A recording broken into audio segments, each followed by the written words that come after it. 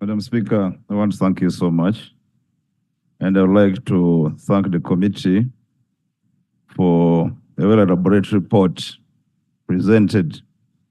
As the Minister of Foreign Affairs, we do concur with all the issues that have been raised in the report.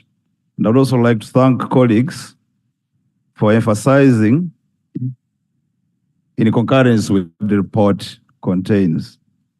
I would like to highlight a few areas, Madam Speaker, that number one, on the issue of foreign policy, I think Uganda is one of the countries which have an entrenched foreign policy position in the Constitution, contained objectives and direct principles of state policy, objective number 28.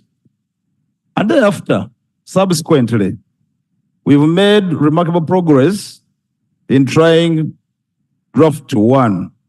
But as colleagues may be aware, the ministry does a function delegated by His Excellency the President, who is the chief diplomat in any case, and we did forward the foreign policy proposal to him for clearance and onward transmission to Parliament. In a recent meeting, Madam Speaker, because of the global fluidity that we have of global affairs, we've been advised that Uganda may not come out very, very fast to coin out a steadfast written foreign policy, but continues to deliver our foreign policy in the ministerial policy statements as contained thereunder. Madam Speaker, we shall continue to wait for the advice of the chief diplomat in that regard. Madam Speaker, permit me also to mention on the issues of areas to international obligations. Indeed, I want to confess to this House that I think Uganda quite often has looked ugly in respect to meeting obligations, especially assessed contributions to international organizations to which we subscribe. First of all, in respect of our foreign policy, as contained in the Constitution, we are supposed to respect international obligations such as treaties and agreements to which we are part. And therefore, part of the respect is actually meeting the assessed contributions. So quite often, we've not looked very well. I'll give you the clarification later. We haven't looked very well. Clarification.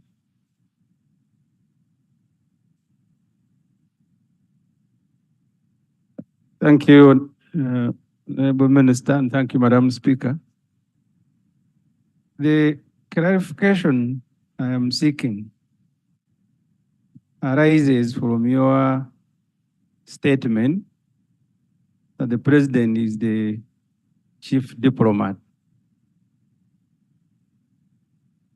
We have seen the President sending his son to Rwanda when new ministers are there. His son threatening to invade and overrun Kenya, and the President was calling the President of Kenya to apologize. His son saying that he now supports Tigris who are fighting with Ethiopia, and your embassy staff are summoned by Ethiopia. Later, the Minister J.J. Odongo goes there. So the clarification I am seeking is whether the family of the President also shares in this responsibility. And who do you contact? For example, when the son says, I'm going to raid Kenya, do you contact the son or the father? You people who are, because when the son caused problems with Ethiopia, they summoned the embassy staff. So clarification, who do you call when there are problems or daughters? I would actually be surprised if we finished before you mentioning the name of President Museveni. Can we conclude on the issue of subscription? because that takes a first call. Madam Chair, permit me proceed from where I was. They're waiting to answer. I was submitting that we need to up our game in respect of payments to international organizations to which we subscribe. I have seen in the report a proposal that the volume of 41.8 billion be transferred from Ministry of Foreign Affairs to Ministry of Finance. I think doesn't cure the problem. The problem is commitment to pay arrears. Whether under Ministry of Foreign Affairs or under Ministry of Finance, it is still arrears to a country called Uganda. Madam Speaker, I know we have a commitment not to come up with supplementary budgets. Our annual requirement for assessed contributions as subscription amounts to 25.54 billion Uganda shillings. What is provided for is 6.139 billion, leaving a shortfall of 19. That automatically calls for supplementary, because these are international organizations to which you subscribe by treaties to which you have subscribed. It's therefore mandatory. It's therefore my appeal that Parliament supports that position, that we get that shortfall funded. Now, let me also go to issues of our heads of missions failing to travel and present credentials to some of the countries to which they are accredited. Yes, indeed, this has been a usual occurrence. Why? Because of the suspension of travel, of the budget for travel abroad. Madam Speaker, permit me make this clarity. I think some people, when they read the word travel abroad as contained in our proposal, they attach this travel abroad by ministry officials and us ministers. Remember, our ministerial policy statements contains Vote 006, Ministry of Foreign Affairs, plus Vote 501 to Vote 538, missions abroad.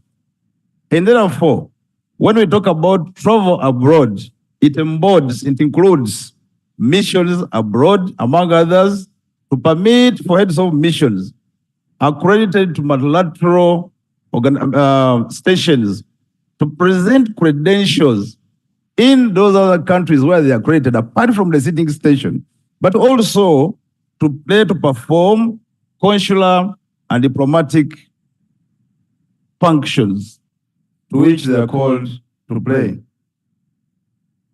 It's therefore important that this Parliament supports restoration of budget of Ministry of Foreign Affairs for travel abroad.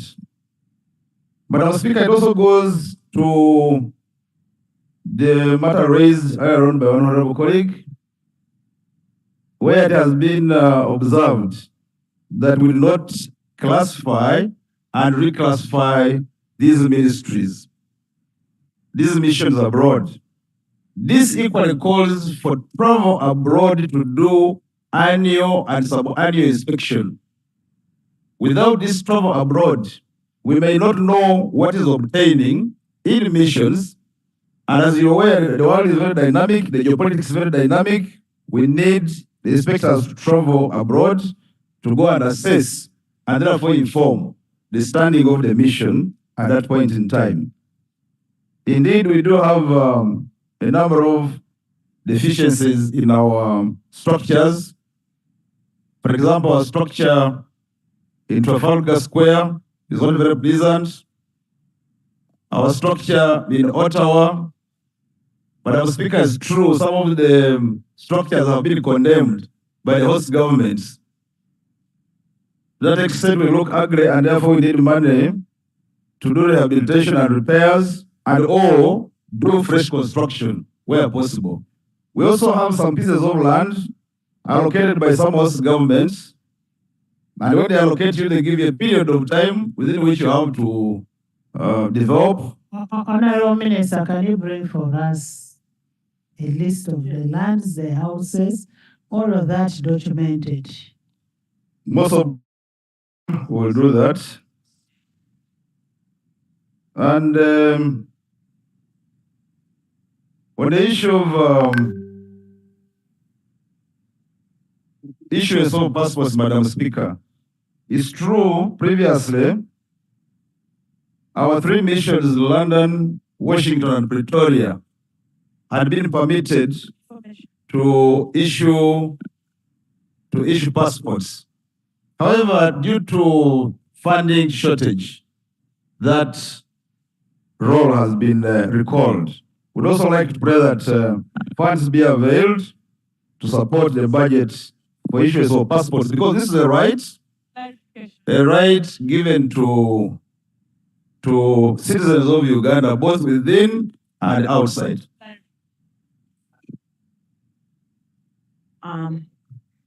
Thank you, Right Honorable Speaker. You talked about the structures and the missions in Canada, Ottawa, but I want to bring information to you that those structures have attracted taxes to the government of Canada. Are you aware of that? So if yes, include that in your report for your submission. I thank you.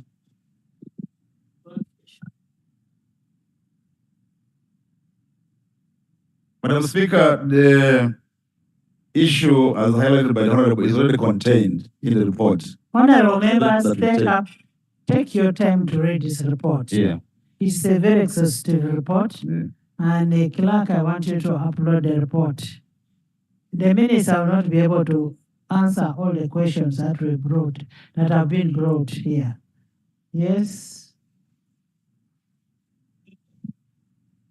Madam Speaker, in respect to ECD, commercial and economic diplomacy, we take the observation made by the committee.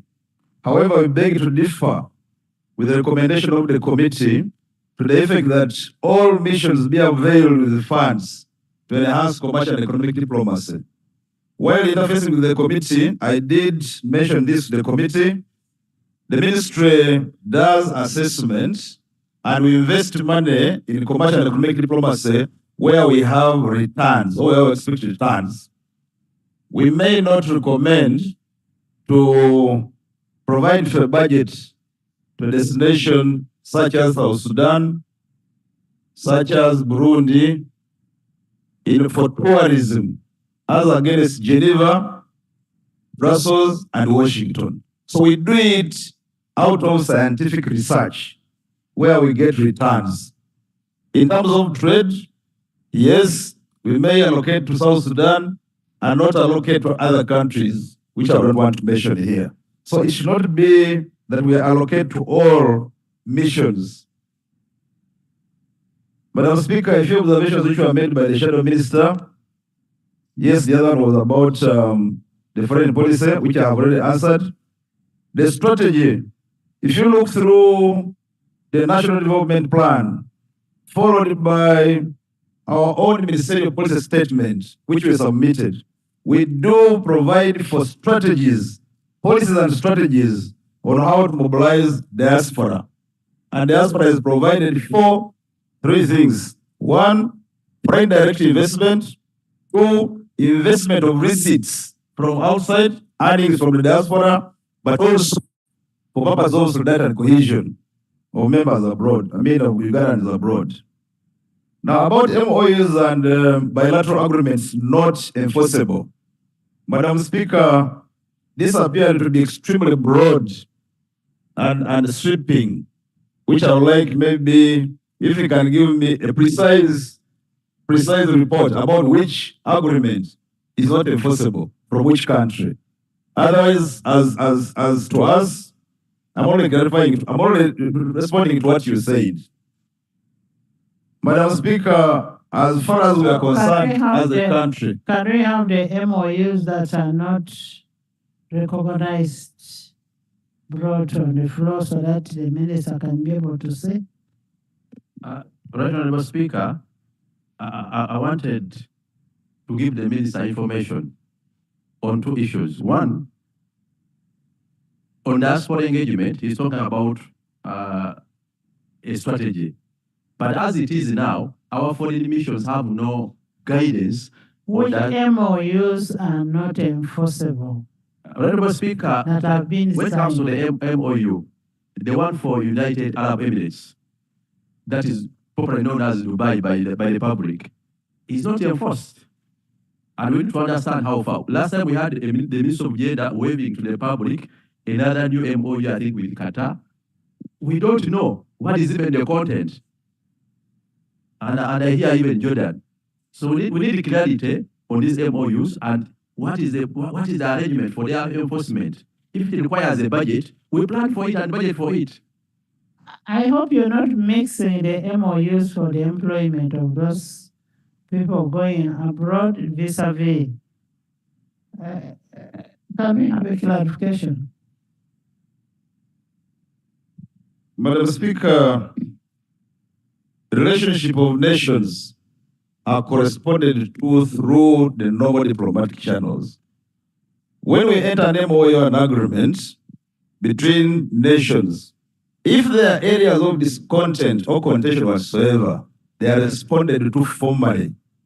And to this extent, Uganda has not received any complaint whatsoever from government of UAE to the effect of failure to enforce any of the agreements, unless laid on table, and unless it comes through us, through the normal diplomatic channels, then we shall respond. Honorable Minister, what about an issue of where the ambassador of Russia is equally the ambassador of Ukraine? Madam Speaker, I wanted to come to that. But let me respond to that after dealing with one of the Honorable Seriko. The Honorable Seriko was inquiring as to whether Uganda has made her position clear on issues of Palestine and issues as emerging issues which arise. Madam Speaker, this year, January 2024, Uganda hosted two very important conferences. One was the Conference on Non-Aligned Movements, to which Uganda assumed the chair and is going to be chair for 3 years. During that meeting, a number of deliberations were done, and a document known as the Kampala Outcome Document was produced. In that document, Madam Speaker, a very precise and clear position on the question of Palestine was professed, and that is Uganda's position. I would like members to look at the Kampala Outcome Document. Which conferences were there? This is NAM. Then secondly, we had the G77 plus China. And Madam Speaker, the theme for the NAM conference. Those are the three? There were two. Yeah. So you don't consider the one that was hosted by Parliament as a Ugandan activity? Madam Speaker, I was responding in respect of those under foreign affairs, but we do consider the one which was hosted by Parliament very dearly. But I was already talking about the other two in context. That is still under foreign affairs. We applaud Parliament for hosting the Speakers' Conference in Munyonyo as well, and we take pride in it. Madam Speaker, the theme for the NAM conference was deepening cooperation of partner states for shared global affluence. And I wanted to respond to the Honorable Seriko who asked this question. That alone means we need to deepen our engagement with the South countries. And therefore it means we have to involve ourselves in terms of even investing in missions in those countries, so as to further the commercial and economic diplomacy. And that's where we shall deepen global affluence or strengthen the sharing of global wealth. Now, the issue of having the ambassador of Russia, Uganda's representative in Russia, as at the same time being a representative to Ukraine, Madam Speaker, it doesn't have any harm whatsoever because number one, Uganda is not concerned about the quarrels between the two nations in question because, to even emphasize on that, we are members of non-aligned movement. Therefore, we don't poke our nose in the affairs of any of those two countries, but also provided for under the Vienna Convention of 1969 on diplomatic relations. There is no law whatsoever violated if you have a representative of in one nation also representing in another nation where these two nations do not have diplomatic ties. It's therefore right. Finally, on the issue of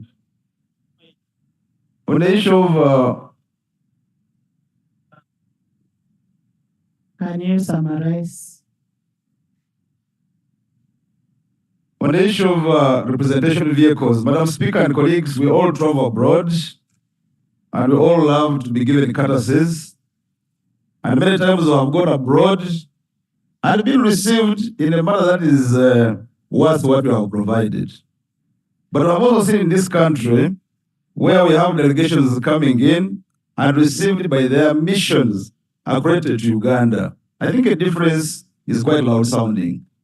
I therefore want to implore this House to enhance the budget of Ministry of Foreign Affairs to cater for those critical areas, particularly which touch the image of our country through missions abroad, including capital or development expenditure to care for our dilapidated structures. And then the last on that is about statutory obligations to host countries.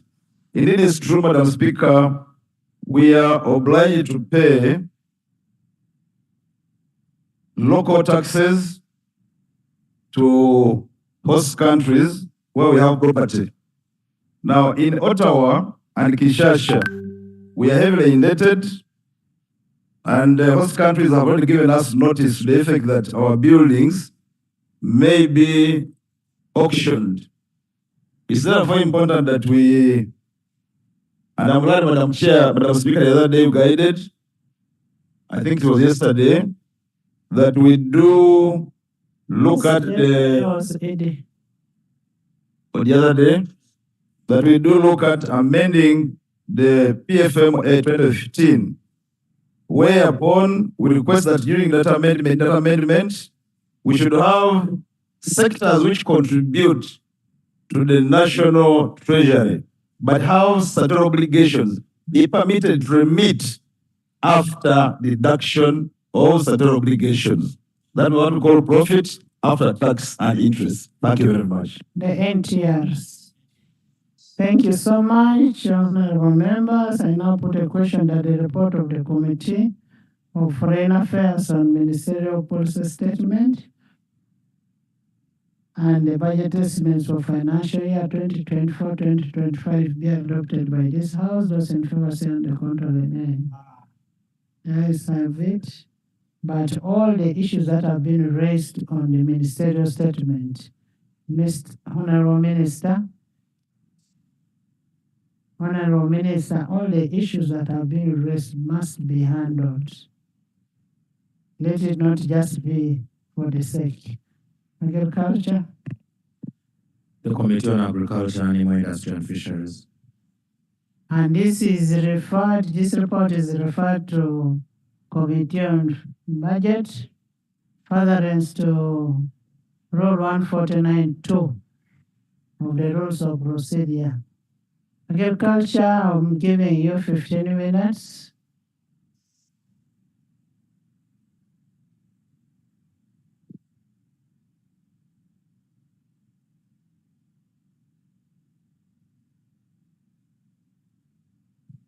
Thank you, Right Honorable Speaker.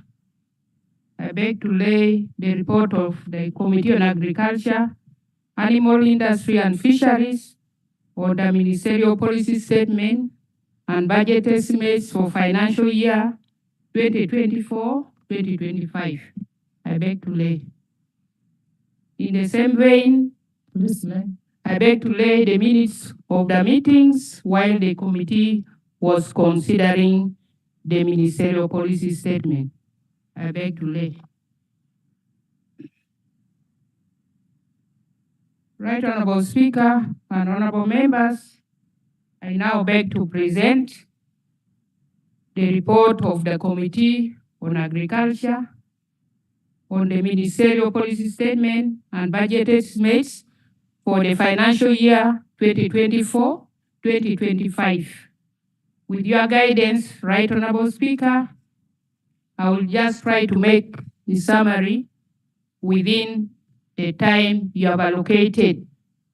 Right Honorable Speaker, agriculture remains the mainstay of Uganda's economy. Actually, it is the backbone and the heart of the economy. But much as it is so, while looking at the estimates that have been given, there is limited allocation to the program on agro-industrialization. And this impacts negatively on the activities of the program. And based on the importance and the recent developments, agricultural sector requires an affirmative action to support socio-economic transformation agenda and also support the PDM and improve on the livelihoods and incomes of our people. Right Honorable Speaker, I go straight to page 6.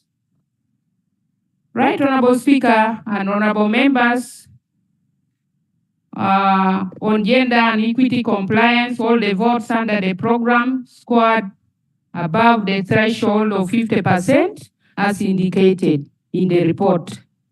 Right Honorable Speaker, the overall program budget is projected to decline by 21.6% from Uganda shillings 1,813.9 billion as approved in financial year 2023-2024 to Uganda shillings 1,288.2 billion in financial year 2024-2025 as indicated in table 2 on page 7. Right Honorable Speaker, that table 2 shows a budget allocation to the program for financial year 2024-2025. And specifically for agro-industrialization program, the budget will decline as indicated, as I have already said. And Right Honorable Speaker and honorable members, compared to what was passed in the National Budget Framework paper, the projected budget is projected to reduce by 1.4%, that is Uganda shillings 22.3 billion, mainly on account of 11.9% reduction in external financing component from Uganda shillings 837.3 billion, approved in budget framework paper, to 737.3 billion as projected in the budget estimate. Right Honorable Speaker and honorable members, compared with the overall national budget, agro-industrialization program is projected to share only 2.7% of the resources in financial year 2024-2025, down from what it was 3.6% in the approved budget for financial year 2023-2024. Additionally, the allocation to the program is 26% less than the NDP3 envisaged allocation of 2,193 billion. The continued underfunding, Right Honorable Speaker, of the program undermines government's commitment of 10% under the Malabo Declaration, to which Uganda is a signatory, and therefore deems the medium-term prospects of the program. Right Honorable Speaker, with your guidance, I now go straight to observations and recommendations. Right Honorable Speaker, on program budget performance for financial year 2023-2024, the program had an approved budget of 1.814 trillion. By December 2023, Uganda shillings 746 billion had been released, of which 526 billion was spent. The percentage of budget release stood at 41.1%, while the percentage of releases spent stood at 70.6%. The overall program external budget performance amounted to 29.82% and 56.78% in release and expenditure, respectively. Specifically, the expenditure on external financing for VOT 010, Ministry of Agriculture, Animal Industry and Fisheries, was 26.2% and 64.7% in release, mainly due to the delay in the approval of the restructured plan on the enhancing national food security through increasing rice production in Uganda Project 1316 and the Uganda Climate Smart Agricultural Transformation Project 1786, which was programmed in the financial year 2023-2024, with an approved budget of 411.7 billion. Right Honorable Speaker and Honorable Members, the committee observed that whereas recurrent expenditures were generally well absorbed, domestic development and external financing lagged behind significantly, which indicates challenges in effectively utilizing resources, potentially hindering the program objectives. The committee recommends that a thorough review of project management practices and financial oversight to ensure optimal utilization of resources and timely project delivery be done. The committee also recommends that the implementation process of the delayed projects be expedited to ensure timely utilization of allocated funds and prevent further underspending. On the underfunding of the program, the committee observed that the agro-industrialization program is allocated only 2.7% of the total national budget in this financial year 2024-2025, down from 3.6% in the approved budget for financial year 2023-2024. I had already talked about this, Right Honorable Speaker. Moreover, over 45.5% of this program budget is through external financing in form of loan projects. This form of financing is not reliable and it in many cases performs very low, way below the planned budget in releases and the expenditure due to very stringent conditions attached. Recommendations by the committee. Government should raise the budget of agro-industrialization program from the current 2.7% to a minimum of 10% as per the 2013 Malabo Declaration, to which Uganda is a signatory. The committee also recommends that the funding for the program should be strategically shifted from the unreliable external financing, as has been the case over time, to Government of Uganda financing for the stability of the program. On pest, vector, and disease control, Right Honorable Speaker and Honorable Members, the committee observed that there is persistent outbreaks of pest, vector, and diseases, especially foot and mouth disease. Many members have always raised this issue as a matter of concern, but with the minimal budgets to address the problem. In the current year, Right Honorable Speaker and Honorable Members, many of the districts within and outside the cattle corridor have had an escalating outbreaks of foot and mouth disease and PPR, that is a disease of small ruminants, goats and so forth, which has affected the animal market both domestically and internationally. More so, the crop sector's production and productivity is not spared with the persistent incidences of pests and diseases in the major crops like coffee and cotton. The Ministry of Agriculture requires 769.12 for the purchase of foot and mouth disease vaccines and vaccine cold chain equipment for biannual vaccination of the 44 million animals at risk. But only 11 billion has been availed in the budget. We stand a risk of losing all the livestock population in the country. Furthermore, Right Honorable Speaker, Uganda shillings 15.1 billion is required for the purchase of pesticides, spray pumps, and other assorted equipment for control of crop pests and diseases, but only 1.5 billion has been budgeted for. The ministry also requires 10 billion for the purchase of assorted laboratory reagents, consumables, and supplies for control for animal diseases, but only 7.2 billion has been provided. Recommendations by the committee.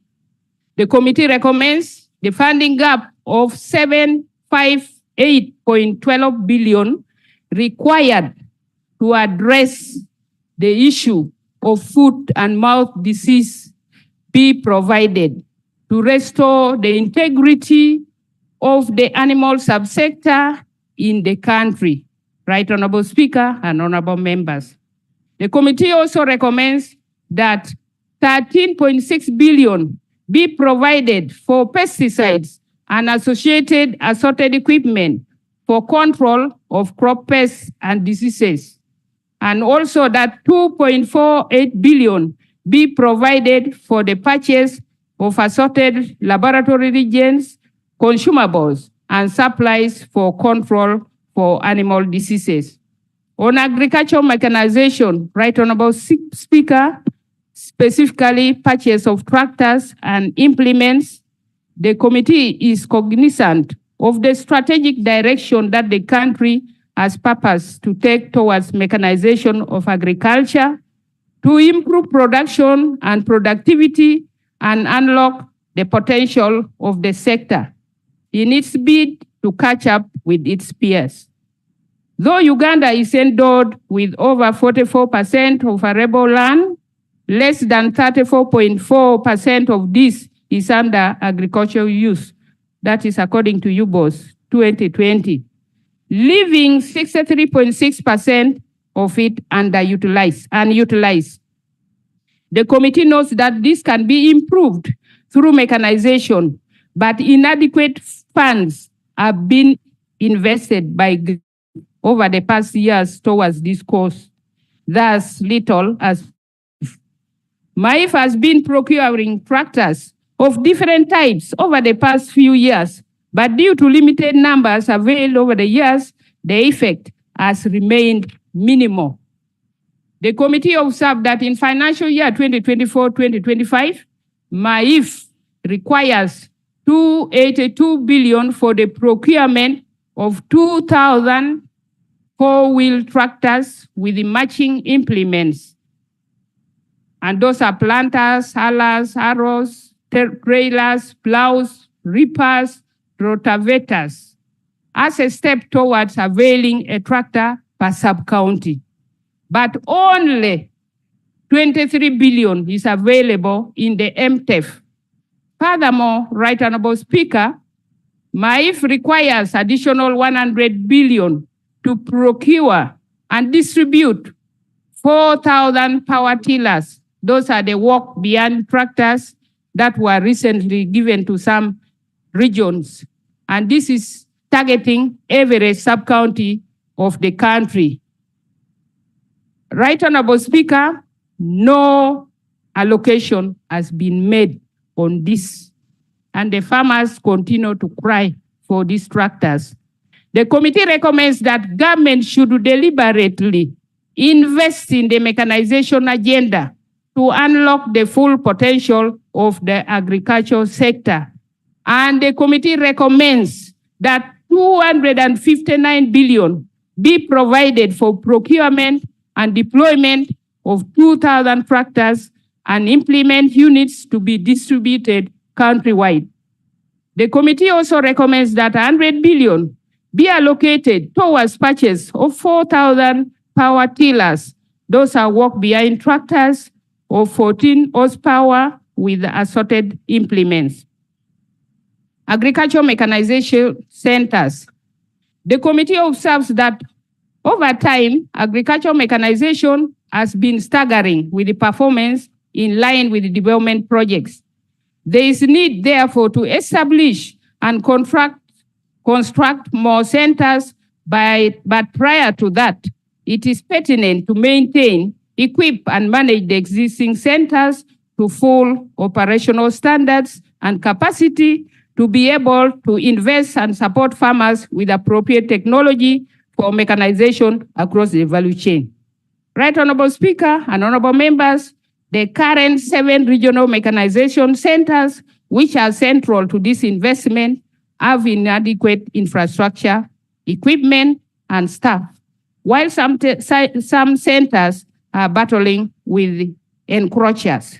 The committee had a visit to all these 7 regional mechanization centers. The committee observed that MAIF requires 132 billion for construction of regional mechanization centers, access, deployment, maintenance, and repair of equipment, as well as recruitment and training of staff to operate machines and run these centers. Only 70 billion is available in the MTEF. The committee recommends that priority be given to the already existing mechanization centers by recruiting enough staff, providing sufficient equipment, and when they are fully operational, the other remaining centers, which are 11, can be embarked on. The committee also recommends that the ministry formulates and presents before Parliament a national mechanization strategy and equipment management and utilization policy in the next financial year. The committee also recommends that the funding gap of 62 billion be provided for construction, equipping, staffing, and maintenance of the regional mechanization centers. Rollout of the e-extension system.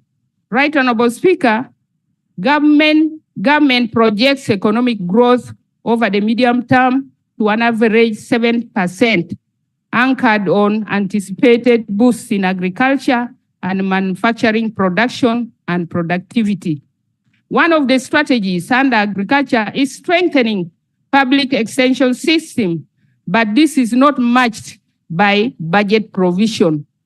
The ministry developed and intends to roll out the e-extension systems for real-time information sharing and monitoring of extension services delivery in districts across the country, which requires 8 billion, but only 1.5 billion is in the projected budget.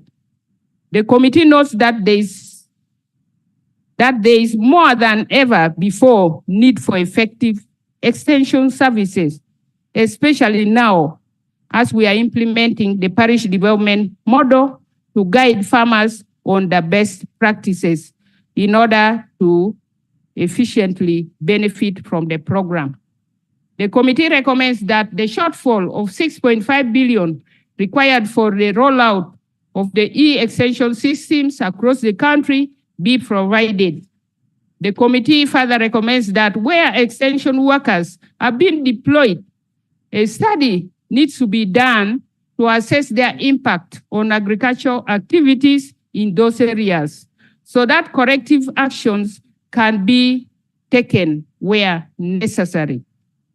On water for production, for agricultural production, Right Honorable Speaker, the country is increasingly facing a major challenge of prolonged drought. Honorable Guang, as you get out, you have a report to present tomorrow.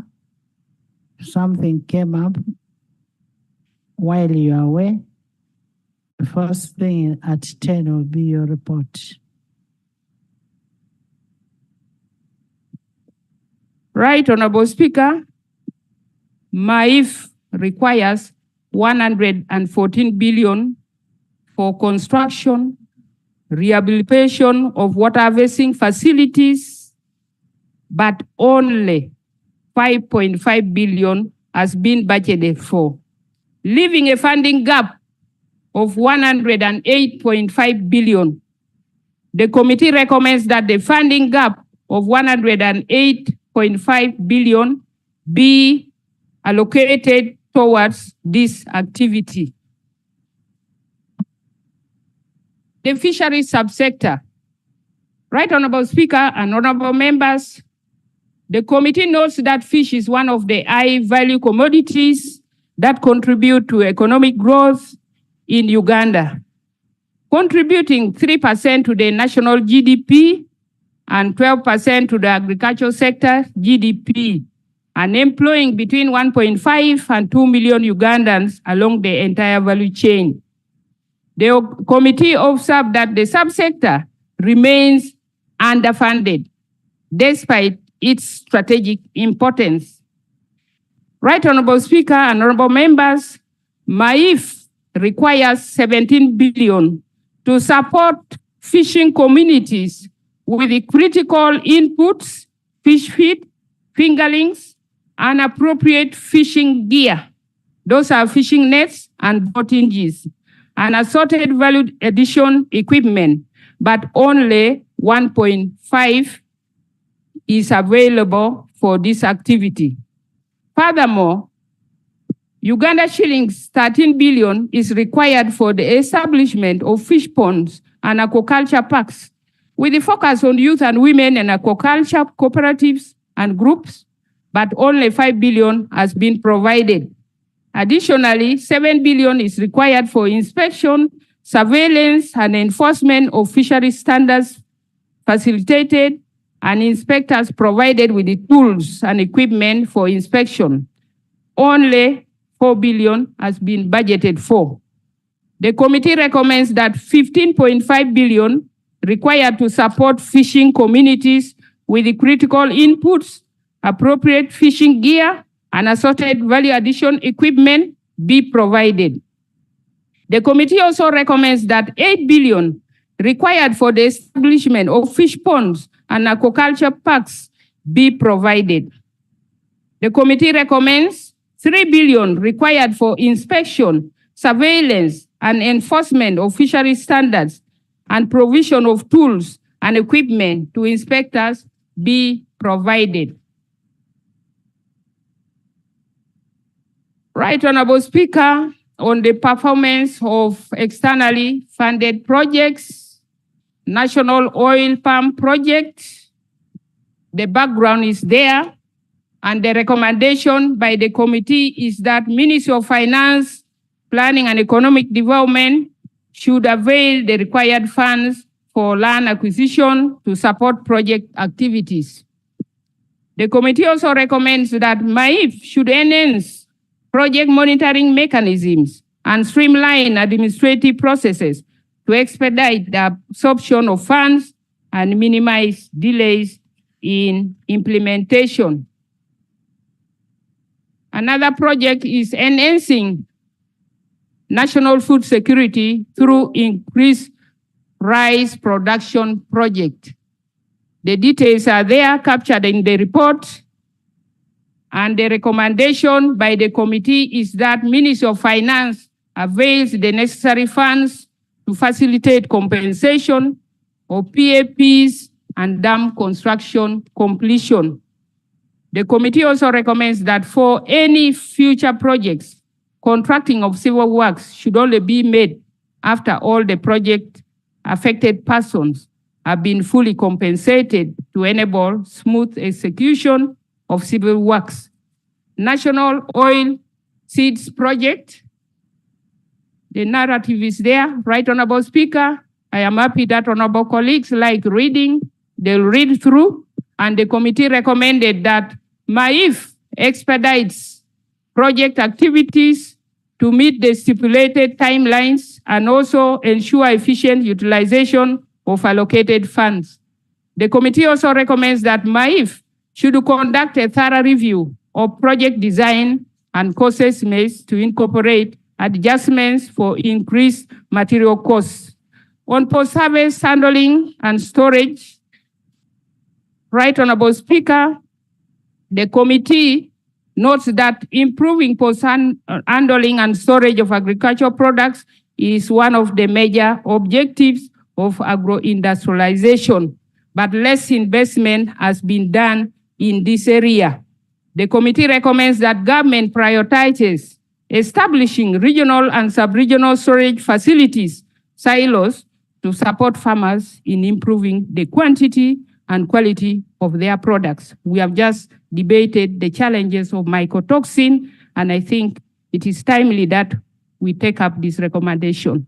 The committee also recommends that government should adopt the NDP 3 midterm recommendation of allocating close to 170 billion towards storage, agro-processing, and value addition for improved handling and storage of agricultural products. The committee further recommends government should listen. Government should explore the possibility of establishing storage facilities at sub-county level in a phased manner to support PDM. Agricultural sector financing, Right Honorable Speaker, the committee observed that in October 2022, we resolved to establish an agricultural bank, but little is known about the progress by government towards this resolution. The committee recommends that government should report on the progress towards the formation of this bank and commit to timelines for the finalization of this establishment. The committee also recommends Ministry of Finance to fast-track the finalization of agricultural financing policy.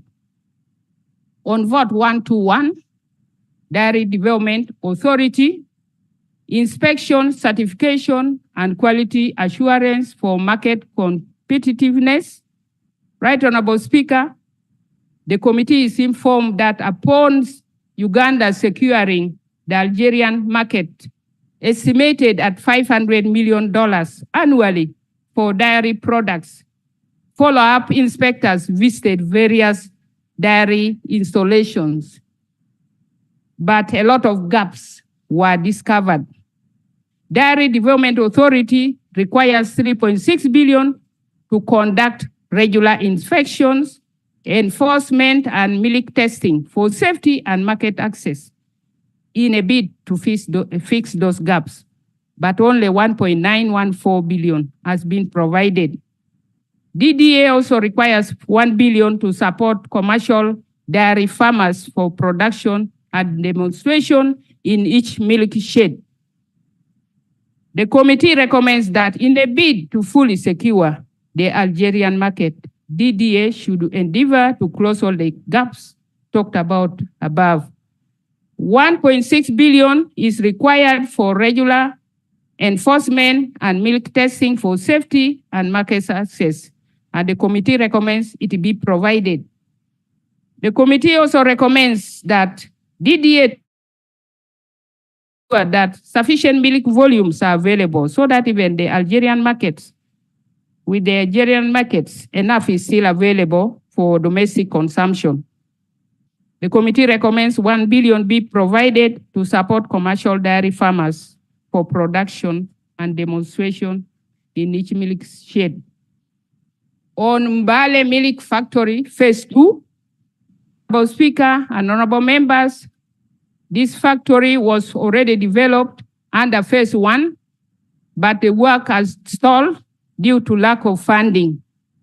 It is supposed to go on to Phase 2 in financial year 2024-2025. The phase requires an additional 3.44 billion. Furthermore, DDA has more milk collection centers that are dilapidated and are in a sorry state. They were inherited from dairy corporation, and they require additional 12.4 billion. The committee recommends, for purposes of continuity of the Mbale Milk Factory for Eastern Uganda, 3.44 billion be availed in the current budget projections. The committee also recommends 12.4 billion required for rehabilitation of milk collection centers countrywide be provided, and milk producing areas where there are no facilities to manage milk collection be planned for by DDA in a bid to boost milk production. Entebbe Dairies Training School requires 5 billion to rehabilitate and expand it to a regional dairy and trading incubation college of East Africa. The committee recommends that the 5 billion be allocated to authority for this activity. Support to roll out of the school milk program. Right, Honorable Speaker and Honorable Members, DDA in collaboration with the Ministry of Education and Sports and NV had already started on this program, and it worked very well in southwestern Uganda milk shed. This is intended to improve child nutrition, stabilize domestic milk prices, and widen the milk market. DDA requires 4 billion to roll out this program countrywide, prioritizing areas like Karamoja and other parts of the country where there is acute malnutrition. The committee recommends that 4 billion be provided for this activity. Chair, I try to summarize. Vote 125, Right Honorable Speaker, most obliged. Inadequate funds for capital development for NAGRIC and DB. The committee notes that NAGRIC is sometimes even diverted from their original mandate to handle other issues. At one time, they were told to go for food security. Recently, they were diverted to handle the issues of Balalo. The committee recommends that government provides steady capital development of 100 billion for the next 5 years to enable the agency carry out its initial capital investment for a takeoff. The committee also recommends that government ensures agencies stick to their core mandates to avoid executing tasks outside their mandate. Breeding activities countrywide. Revamping of Iri Ranch in Napak district in a phased manner in 3 years, and such is replicated to all unprivileged regions in the country. The committee also recommends in financial year 2024-2025 be provided to kickstart revamping Iri Ranch in Napak district, and then 15.8 billion be provided for transforming Ruengere and Sanga ranches into dairy farms, but one of the ranches should be reserved for the local breeds. The committee also recommends 25 billion for Gotapoyo Ranch, 2 billion for construction and completion of hatcheries in Bukedi, Tororo, Karamoja, Abim districts, and 54 billion be provided to establish animal feed processing plants in Aswa, Marusi, and Shara ranches. Community breeding services to support PDM. This is required. Chair, I want you to give all those unfunded priorities to the budget committee under Rule 1492. You will not mention all of them. That's why you're a member of the budget committee. You're going to do the harmonization in the committee. Most obliged, Right Honorable Speaker. Right Honorable Speaker, we made recommendations also on vote 152, National Animal Advisory Services, and I request you, Speaker, to allow me to talk about this, because members have always raised issues of food insecurity in the country. NADS, eh? Yes. The one which is being repealed tomorrow. Yes, the one who has been giving seeds. Okay. Right Honorable Speaker, the committee recommends 12 billion for strategic commodities that are lined up there in that order, and 6 billion be provided for apples, 3 billion for grapes. Right Honorable Speaker, what I want to talk about is other unfunded priorities under NADS. The committee recommends a total of 72.7 billion be provided to NADS for the implementation of the activities below. I want specifically to talk about the 40 billion for maize and bean seeds. Right Honorable Speaker, We have always been recommending these monies, but at the tail end of the budget, it disappears. Right, Honorable Speaker, the way we have planned for these monies, we have made calculations, we support the PDM. But according to the arrangement of the PDM, there is no poor person among the 39% who will go and buy seeds and go and plant. All are buying okene to sell to increase their monies, leaving the whole population starving. So out of the 46, Right Honorable Speaker, the calculation is that 38 billion provides 10,000 kilograms of bean seeds and 20,000 kilograms of maize seeds to every district. To plant. That is for the 2 seasons. Then the 8 billion, Right Honorable Speaker, is to address the headache you have always been having, so that the leaders can have a remedial arrangement where they also take seeds to cover the gaps, where the other 38 billion cannot handle. Right Honorable Speaker, the 8 billion is meant for the 2 seasons. Right Honorable Speaker, and that should start the next season. Right Honorable Speaker, I also wanted to remind you the commitment by the Ministry of Finance. While the Deputy Chair... We still have that commitment? Yes. And they are here. Yes. So, Right Honorable Speaker, for this planting season, Ministry of Finance is the one to respond to those concerns. Right Honorable Speaker, for coffee, there's the outstanding areas of 4.9 billion, which is required. And the coffee farmers are at the gate. They are at the gate. UCDA cannot work. All the time, all the coffee nursery operators come at UCDA. Some of the nursery operators no longer take their children to school. Others have even lost property. So we need to take this as a very serious matter, Honorable Thank you. In summary, and finally, Honorable Speaker, Right Honorable Speaker, there is vote on cotton. The cotton that our men and women in uniform use is our cotton. When you see them sit in this house smart, that is our cotton. We don't import, but it is underfunded. Madam Alaya, you look smart. That is our cotton. Uganda prisons, Uganda police, UPDF, Uganda Wildlife Authority. If you visit the factory in Bugolobi, you will believe what I'm saying, but they are underfunded. That one, we shall debate it in the budget committee. And colleagues, I request you really for your support. This is a sector which feeds the community, and I'm even sure immediately the Right Honorable Speaker gives us a break, we are going to partake of the products of this sector, which is underfunded. Thank you. In conclusion, honorable colleagues, Right Honorable Speaker, I want to thank you so much, and I want to thank the committee for processing this report. But the sector which feeds and which is the backbone of the economy is grossly underfunded. When you see the ministers of agriculture growth in, it is because of the challenges that they are facing. So I thank you. Thank you. I want to present Right Honorable members, this is a very exhaustive report, and it raises all the issues, including FMD. Uganda is an agricultural country. It's a backbone of agriculture. And how I request that, because all what is being raised is pertinent, when you go to the Committee of Budget must take this as a priority. These issues of agriculture must be taken as a priority. There is no need to debate anything on this. This is a priority area. I now put a question at the report of the Committee of Agriculture, Animal Industry, Fisheries, Ministerial Statement for the budget estimate 2024-2025 be adopted by this House. Those in favor say contrary. The ayes have it. And I am telling you, this is a priority in this country, and it must be considered. I want to welcome honorable members. Who's shouting procedure?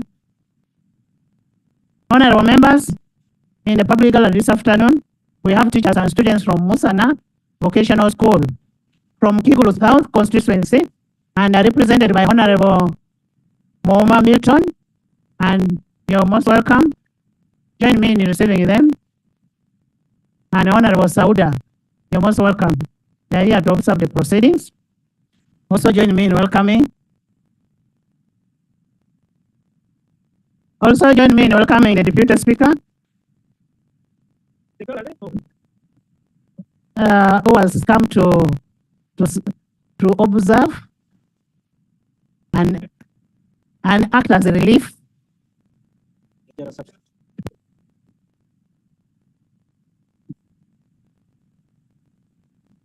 Next item.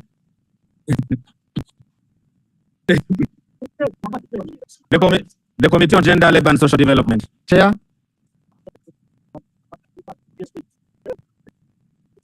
Gender, Labour and Social Development.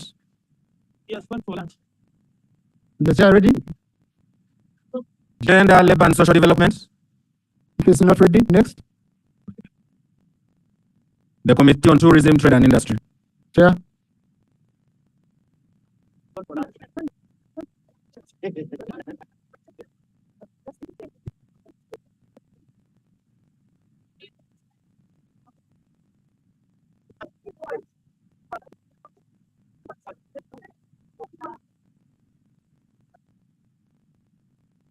Right Honourable Speaker, I beg to lay on table the minutes of the meetings for the Committee on Tourism, Trade and Industry on consideration of the Ministerial Policy Statement. I beg to lay. Right Honourable Speaker, I beg to lay a copy of the report of the Sectoral Committee on Tourism, Trade and Industry on the Ministerial Policy Statement and Budget Estimates of the Ministry of Tourism, Wildlife, Antiquities, and the Ministry of Trade, Industry and Cooperatives for the financial year 2024-2025. I beg to lay, Mr. Speaker. Thank you. Right Honourable Speaker. Yeah, we have the report on the system, so you don't need to read verbatim word for word, but we shall capture it on the answer. I now proceed, Right Honourable Speaker, to present the report of the Committee of Trade, Tourism and Industry, Sector Committee on Tourism, Trade and Industry on the Ministerial Policy Statement and the budget estimates for the Ministry of Tourism, Wildlife and Antiquities and the Ministry of Trade, Industry and Cooperatives for the financial year 2024-2025, according to the rules of procedure of this House, Right Honourable Speaker. Mr. Speaker, I want to move straight away. Page 3 is on introduction and methodology. I move to page 5, Mr. Speaker. On page 5, the Tourism Development Program, which consists of 2 votes, Mr. Speaker, sir. Ministry of Tourism, Wildlife and Antiquities, vote 022, and subventions under them, Uganda Wildlife Authority, Uganda Hotel Tourism Training Institute, Uganda Wildlife Education Center, Uganda Wildlife Research Training Institute, Mr. Speaker, sir, are the subventions. Then, Mr. Speaker, sir, under tourism, I request members that we move ahead because of time. Page 6 is the overview of the semi-annual budget performance. Then key performance indicators on page 8. Mr. Speaker, sir, I request members that we move to page 15 on budget allocation for Ministry of Tourism, Wildlife and Antiquities and its subventions, financial year 2024-2025, Mr. Speaker, sir. On page 15. Right Honourable Speaker, honourable colleagues, the overall budget allocation is presented in the table 5. I hope members will be able to read.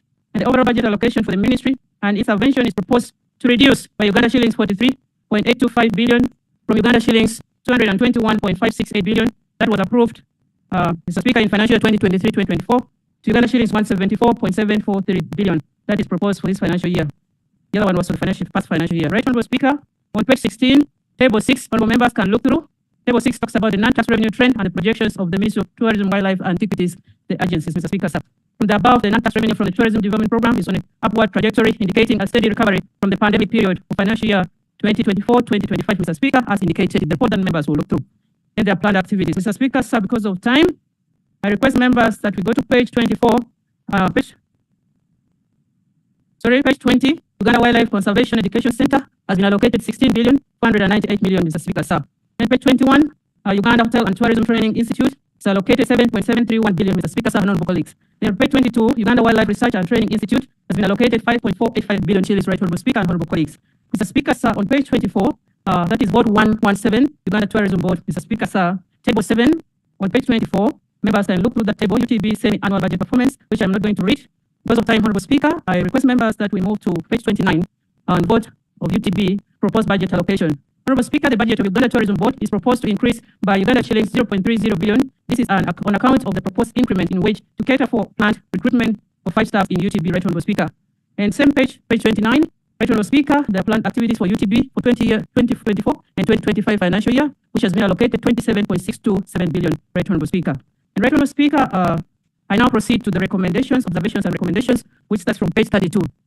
Right, honourable Speaker and honourable colleagues, the committee observed that Section 83 of the Wildlife Act 2019 requires OWA to establish the Wildlife Compensation Scheme, which 2% levy on non-tax revenue collections made by OWA to settle human-wildlife conflicts compensation claims. The committee has since established that the 2% levy has been inadequate to cater for compensations for the increasing number of human-wildlife conflicts, including destruction of properties and lives. Right, honourable Speaker and colleagues, the committee recommends that the Ministry of Tourism, Wildlife and Antiquities should, by statutory instrument, amend the OWA Regulation 2022 number 65 to increase the percentage levy from 2% to at least 5% on non-tax revenues collected by OA for purposes of strengthening the wildlife compensation scheme. This is because the circumstance of human-wildlife conflicts have increased and harmony of the same is paramount, right, Honourable Speaker and colleagues.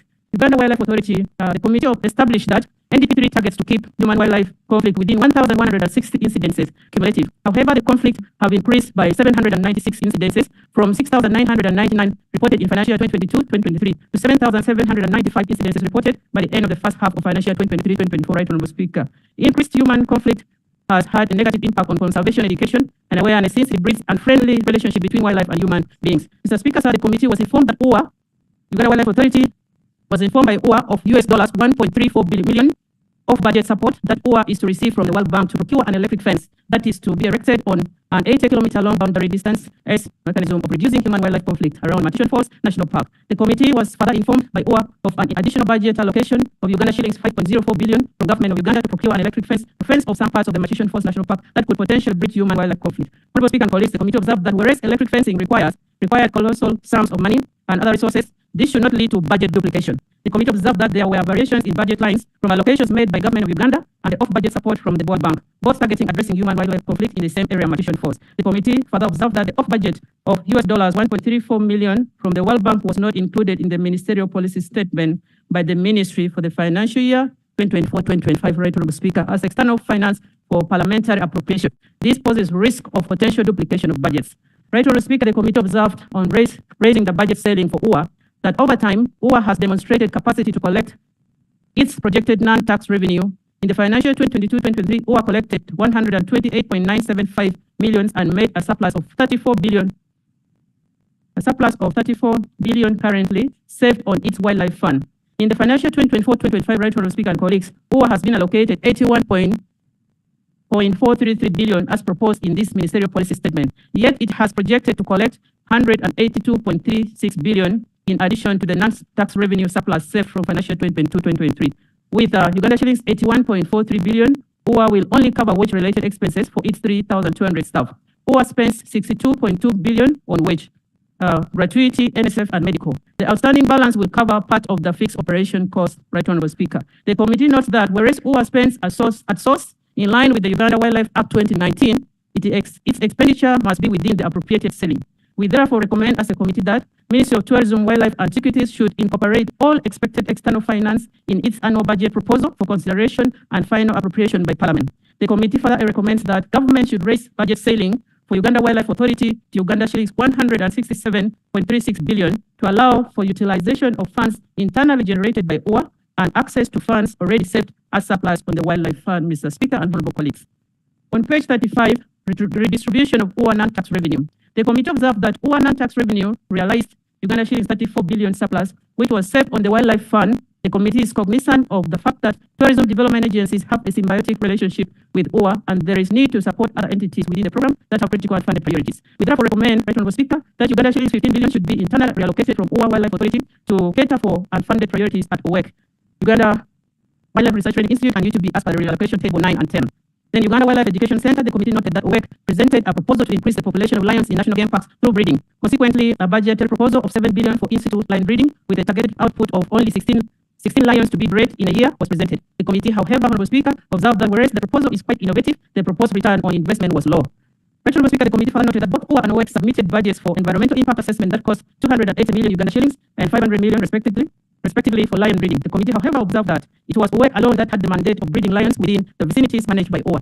Honourable Speaker and colleagues, we recommend that OWEC should review its feasibility study and conduct benchmarks on the return on investment on in-situ lion breeding and present it for recommendation during the next budget cycle for financial year 2025-2026. Additionally, we recommend that OWEC and OA should harmonise their mandates regarding lion breeding in national game parks and protected areas. Right, Honourable Speaker, on page 36, 4.4, Uganda Hotel Tourism Training Institute. The committee observed that UHTTI made a total collection of 2.8 billion as non-tax revenue and retained the same on its revenue account. The committee further observed that UHTTI has been spending funds at source, contrary to the Section 29 of the Public Finance Management Act 2015. During the meeting of the committee held on Thursday, 21st March, right, Honourable Speaker, the principal of UHTTI informed the committee that the institute received authorization from the permanent secretary and secretary to the treasury to spend funds at source. He tabled a letter dated 13th January 2023, authored by the permanent secretary, Ministry of Tourism, Wildlife and Antiquities, requesting the PSST for supplementary budget of 3.8 billion for emergency reallocation of UHTTI to rented premises and establishment of students' accommodation facilities. The committee, however, did not receive evidence of an instrument from the PSST authorizing the principal of UHST to spend at source. The committee observed that this institution illegally held funds on its revenue account beyond one financial year without remitting to the same